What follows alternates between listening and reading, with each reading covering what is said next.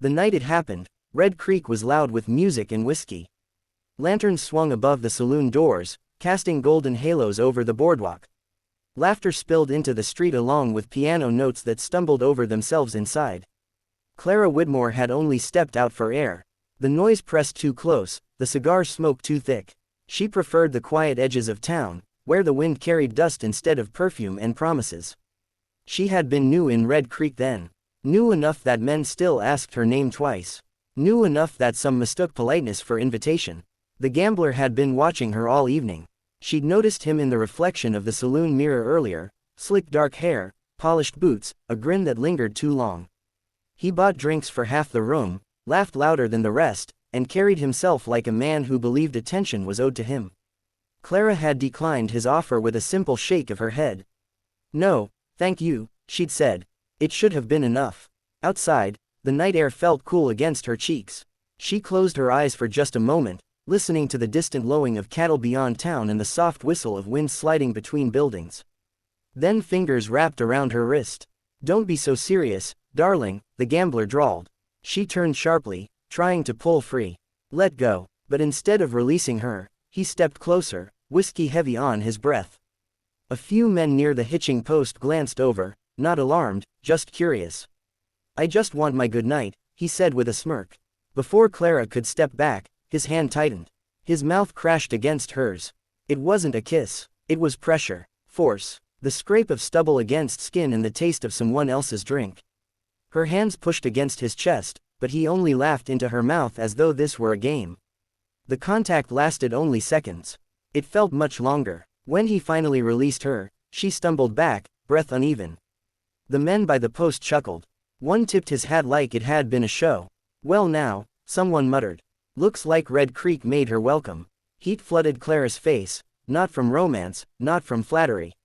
From humiliation. She didn't cry, not there. She lifted her chin, straightened her gloves, and walked past them without a word. Each step felt heavier than the last, boots echoing against the wooden planks. Behind her, the gambler called out, "You'll thank me someday." But she knew she wouldn't. In her small rented room that night, Clara sat on the edge of her bed, staring at her reflection in the washbasin mirror. Nothing looked different. Her lips weren't bruised, her dress wasn't torn, and yet something felt misplaced. She had imagined her first kiss once, quietly, foolishly. Perhaps beneath cottonwood trees. Perhaps with someone who looked at her like she mattered. She had imagined warmth, choice, a slow leaning in, not laughter, not hands that didn't ask. She touched her lips with trembling fingers, as if trying to understand what had been taken. It wasn't innocence, it was trust. By morning, Clara Whitmore carried herself differently. Her smiles became careful, her distance deliberate. She learned how to step aside before hands could reach her. Learned how to read a man's intentions in the tilt of his hat. Red Creek forgot the moment by the next week. She never did. The sky burned gold behind the corral, the sun dipping low enough to set the dust aglow like drifting sparks. Clara rested her folded arms along the top rail of the fence, watching the horses settle for the evening. Their quiet snorts and the rhythmic thud of hooves against packed earth were steadier company than most people she'd known. Daniel Hayes stood a few feet away, one boot hooked on the bottom rail, hat tipped back. Just enough to reveal thoughtful eyes. He had a way of being present without crowding the air. Even in silence, he felt steady. "You always come out here when it's near sundown," he observed gently. "It's quieter," Clara replied. Less pretending. He studied that answer but didn't press. A breeze tugged at the loose strands of her hair, brushing them across her cheek. She didn't move to fix them. She'd grown used to small discomforts. After a moment, he asked, "You ever been in love, Clara?" It wasn't teasing. It wasn't prying. It was careful. She felt the question land somewhere deep. For a heartbeat, she considered deflecting it with humor. But something about the way he asked, like he was prepared to carry whatever answer came, made her stay. "I've been kissed," she said instead. The words were steady, but they carried an edge sharp enough to cut. Daniel's expression changed almost imperceptibly. Not outrage, not curiosity, concern. "That ain't the same thing," he said quietly. "No," she agreed, "it isn't." The memory rose uninvited. The lantern light, the laughter, the grip on her wrist. She kept her eyes on the horizon as she spoke, voice even, almost detached. "It was outside a saloon. A man who didn't much care whether I wanted it or not. Folks thought it was amusing. Daniel's jaw tightened, but he didn't interrupt. His hands remained loose at his sides, though his posture straightened slightly, like a storm gathering strength far off. I said no, she added softly. He didn't hear it. The wind shifted, carrying the scent of hay between them. For a long moment, neither spoke. The silence didn't feel empty. It felt respectful. He had no right, Daniel said at last. She gave a small shrug. It was a long time ago. That don't change what it was. His voice held something firm now, not anger that burned wild, but conviction anchored deep. Clara felt it like warmth against cold skin. I don't reckon it matters anymore, she murmured. It was just a kiss. Daniel shook his head slowly.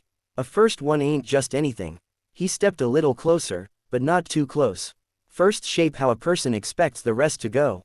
She finally looked at him then. Really looked. And what do you expect? She asked. He held her gaze steadily. I expect that if I ever lean in toward a woman, it's because she's leaning too. Not because I'm stronger. Not because I can. Something in her chest shifted.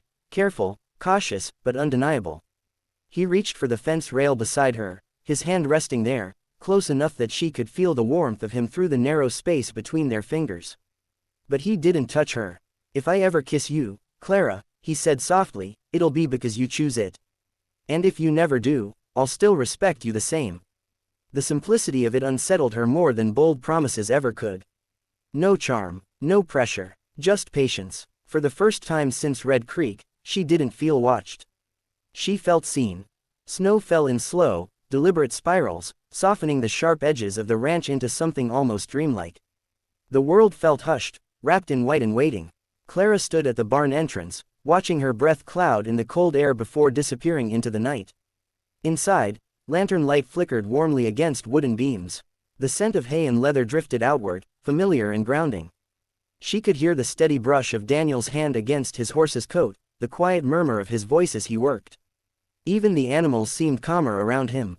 For weeks after their conversation by the corral, nothing had changed, and yet everything had. He hadn't moved closer without reason. Hadn't tested boundaries. Hadn't turned softness into expectation. If anything, he'd given her more space, as though proving his promise through action rather than words. It unsettled her in the best way. Tonight, she had made a decision. Clara stepped inside, boots crunching softly on scattered straw. Daniel looked up immediately, setting the brush aside. You all right? He asked, concern gentle but quick. I am, she replied. He waited. The lantern light caught in his eyes, turning them warm amber against the winter dark. She felt the old instinct flicker, the urge to retreat, to guard, to let silence speak instead. But fear had already stolen enough from her once. I've been thinking, she began, clasping her gloved hands together to keep them from trembling. About what you said, about firsts. He said nothing, giving her the space to continue. I let one bad moment decide what a kiss meant, she admitted. Decide what closeness meant. I told myself it didn't matter. That it was small. She inhaled slowly, but it wasn't small. Snow tapped lightly against the barn roof. Daniel stepped closer, but carefully, stopping far enough away that she still had room to breathe. No, he said quietly. It wasn't. She met his gaze, steady this time. I don't want that night to be the only thing I remember when I think about being kissed. His expression softened, something almost reverent in the way he looked at her. Clara, he murmured, you don't owe anyone bravery. I know, she swallowed, but I'd like to be brave anyway. The air between them felt charged, not urgent, not rushed, but alive. She took a single step forward. If you're willing, she said softly, I'd like to know what it feels like, when it's right. Daniel didn't move immediately. He searched her face, not for permission alone, but for certainty. When he found it, he closed the remaining distance slowly, as if approaching something precious and fragile. He lifted his hand, stopping just short of her cheek. A question. Clara nodded. His fingers brushed her skin, warm against the winter chill. The touch wasn't possessive. It was steady, reassuring. He tilted his head slightly, giving her every chance to step away. She didn't. When his lips met hers, it was nothing like the memory she had carried. No force, no audience, no laughter, just warmth. He kissed her gently at first, barely more than a whisper of contact. She felt the softness of it, the patience. The way he waited for her to respond rather than taking more. When she did lean in, just slightly, he deepened the kiss, slow and unhurried, like a promise unfolding rather than a claim being staked. Her hands found his coat, not to push him away, but to hold on. The world outside the barn faded into falling snow and distant wind. When he finally pulled back, his forehead rested lightly against hers, breath mingling in quiet clouds. That, he said softly, is how love is meant to feel. Clara smiled.